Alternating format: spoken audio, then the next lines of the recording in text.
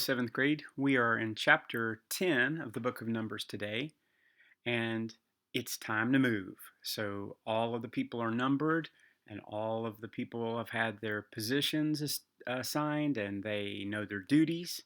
Now, God has given them their marching orders, and so they're heading to Canaan.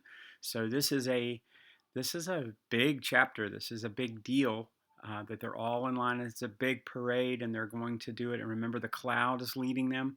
So we'll look at some different things. And you also have we saw the cloud before, where it's fire at night and a cloud during the day that they can see. They're also going to make some trumpets, which I think is really, really cool. We'll look at this today. The Lord spake unto Moses, saying, Make thee two trumpets of silver. Of a whole piece thou shalt make them, that thou make it use for the calling of the assembly and for the journeying of the camps. And when they shall blow with them, all the assembly shall assemble them with thee at the door of the tabernacle of congregation. And if they blow but one trumpet, then the princes, which are the heads of thousands of Israel, shall gather themselves unto thee. But when you blow an alarm, then the camp that lie on the east part shall go forward. When you blow an alarm the second time, then the camps that lie on the south side shall take their journey, and they shall blow the alarm for their journey. And when the congregation is to be gathered together, you shall blow, but you shall not sound an alarm. So there's different bugle calls that they are doing, plus there's two trumpets. So if you hear one, it just means the leaders need to assemble. If you hear two, then it's time for everyone to march. And so there's a certain bugle call, and they still do this in the armies today. Every army has bugles, and you hear the sound of the bugle, and you know what to do. Whether that bugle is sounding in the middle of a battle, you can hear a trumpets move in the middle of a battle. Every army in the world will have trumpets so that you can hear, and each call means something. So if two are calling, it means something. If whatever the tune that they're playing, that means something. And that the fact that God is not just orderly so that you can see, but God's orderly so that you can hear. Everybody knows what to do. No one is uncertain. It's not chaos. Okay, God is not the author of chaos. So these silver trumpets, I really, really like them. I want to read to you a passage from 1 Thessalonians. I'm reading from the New Testament.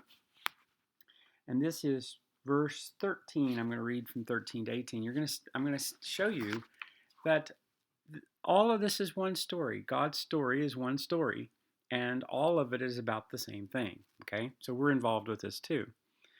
But we don't want you to be misinformed, brothers, about those who are asleep, who may not grieve as others who have no hope. For since we believe that Jesus died and rose again, even through Jesus, God will bring with them those who have fallen asleep. For this we know, declare by the word, that we who are alive, who are with them till the coming of the Lord, will not precede those who have fallen asleep. For the Lord himself will descend with a cry of command, of the voice of the archangel, and with the trumpet of God, and the dead in Christ will rise first. Then which we are alive, who are left, will be caught up together with them in the clouds to meet the Lord in the air, and so we shall ever be with the Lord. Therefore, encourage one another with these words. So, the idea that God is, you blow the trumpet, and at that moment we march. Okay, it's not just that they are going from Sinai to Canaan. It isn't just that. This is the people of God, who are following God and God's servants, but ultimately God. And we can see the cloud just like the other believers can see the cloud. And but we can also hear, and there will be a trumpet. And when you hear the great shout of command and the trumpet blows, we will march again. Okay, those who are here will not precede those who have fallen asleep, but the dead will rise, and we will all go to meet the Lord. It's going to be all of us, the entire camp. Those who are Christians from Adam on, those who Moses himself will be in this. All of us will go. Moses did it twice. He did it this first time, and he's going to do it the second time. When the trump of God shall sound, everybody moves. Okay, and we go to meet the Lord. There is a advance. There's a progress. Okay, really like it. We're at verse 8. Sons of Aaron, the priest, shall blow the trumpets, and they shall be to you an ordinance forever throughout the generations. And if you go to war in your land against an enemy that oppresses you, then you shall blow an alarm on the trumpets, and you shall be remembered before the Lord your God, and you shall be saved from your enemies. It's very interesting. God will use this to communicate with you, but you also are reminding God, or you're reminding of yourself, that God is with you. That as you blow the trumpets, what you're doing is you're crying out for help. And as you cry out for help, you know, you have confidence that God is there to answer you. He is not going to leave you. He's the one who chose you. He's the one who assembled you. He's the one who pulled you out of the world, away from your sins. He's changed your life. He's given you something to live for and something to go towards.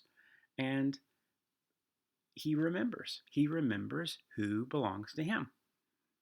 Well, I love it. Here's 10. So you're to blow it when you're in trouble. Okay. When else are you to blow it? Here's verse 10. Also in the day of your gladness and in your solemn days and in the beginnings of your month, you shall blow with the trumpets over your burnt offerings and over your sacrifices of your peace offerings, that they may be to you for a memorial before God. I'm the Lord your God. So these trumpets are to be blown every new moon, every beginning of the month, when there's special offerings to be made, whenever you have burnt offerings, whenever you have peace offerings, and God will remember them.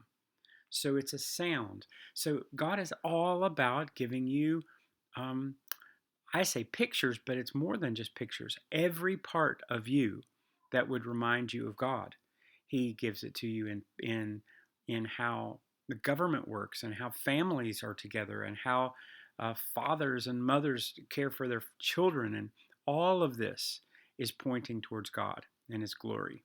So we see that the trumpet is for us to remind ourselves that God is there, and also for us that these things do belong to God, so that they're not just a ceremony, but they are an alarm. They alarm us that we're to continue to press on towards the Lord. Okay. Here's verse 12. Children of Israel took their journeys out of the wilderness of Sinai, and the cloud rested in the wilderness of Paran. And they first took their journey according to the commandment of the Lord by the hand of Moses. In the first place went the standard of the camp and the children of Judah. Okay, we already saw this, that they're going in a certain order. Okay, and then we saw Issachar and Zebulun. I'm in 17. And now the tabernacle went down. So you had that first three, the ones at the base of the cross, if you remember that. Then the tabernacle is taken down. And then Gershon went with all of the furnishings. Then Merari went in his carts with the cords and all of the bases. And then Reuben. Okay, so now we have the next ones, Reuben and Simeon and Gad. Okay, so that's up to 20. Then the Kohathites went. Remember, the Kohathites were the ones carrying the furniture. I made a mistake earlier. Remember, the Gershonites had a cart with all of the cloth and all of the coverings and all of that, all of the decorations. And then the Merarites had the cords and the bases and the pillars and all of that. They had carts. Then the next three tribes went. So we have 6 tribes gone. Now the Kohathites, they're the ones that are carrying. So they're in the middle. You have 6 tribes ahead of the ark, and you have 6 tribes behind the ark. Okay? The ark is not going at the beginning. They're moving.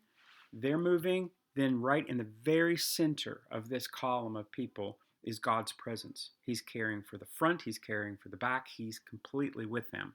And remember, the sanctuary is all of that where God dwells. So it's the ark is more like, you might even think of it as his throne or his footstool. It's where his presence actually dwelt. So it's the visual representation that God was with them.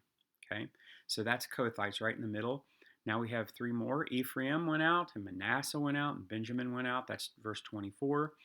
Now all the priests have already gone, so now you have the last 3 tribes, Dan and Asher and Naphtali. They were always at the end. Poor guys. Okay, so we're at 28. Thus were the journeyings of the children of Israel according to their armies when they set forward.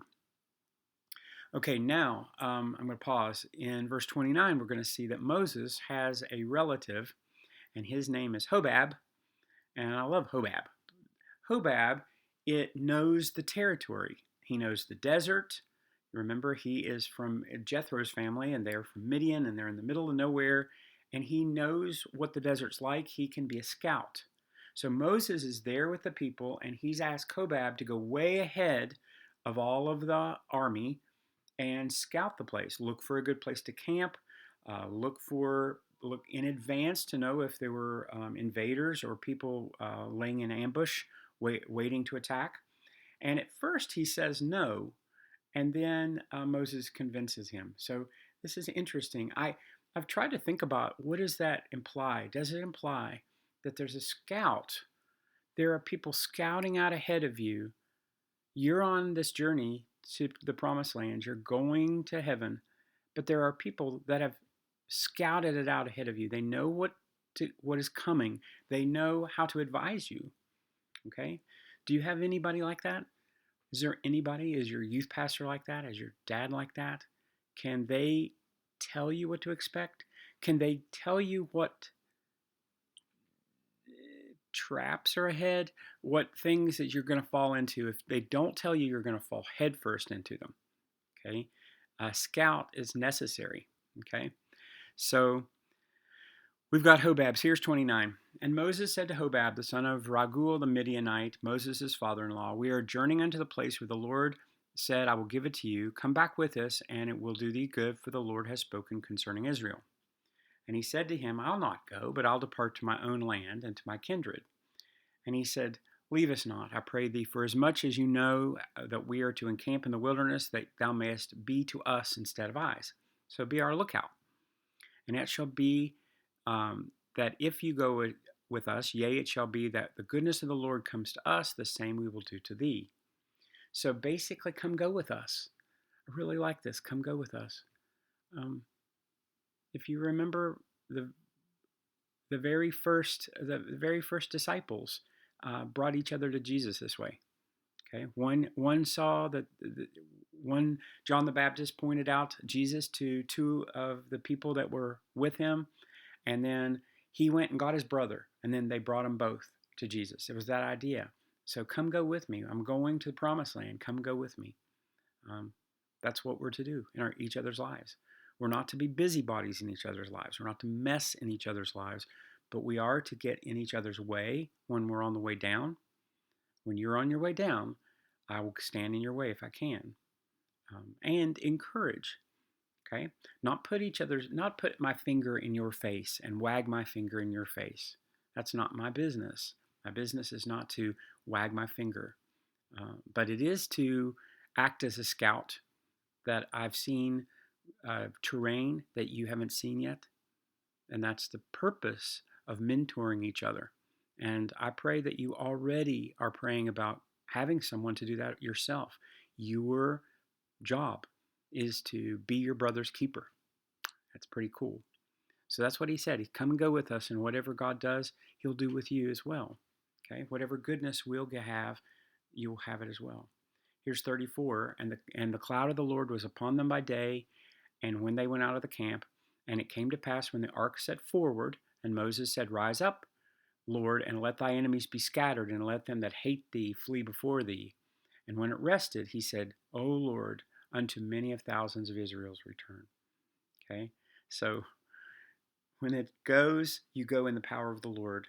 And when you stop under the protection of the Lord. Okay? I'm loving me some Numbers. And chapter 10 is a good one. I like it a lot. Okay? Have a wonderful day.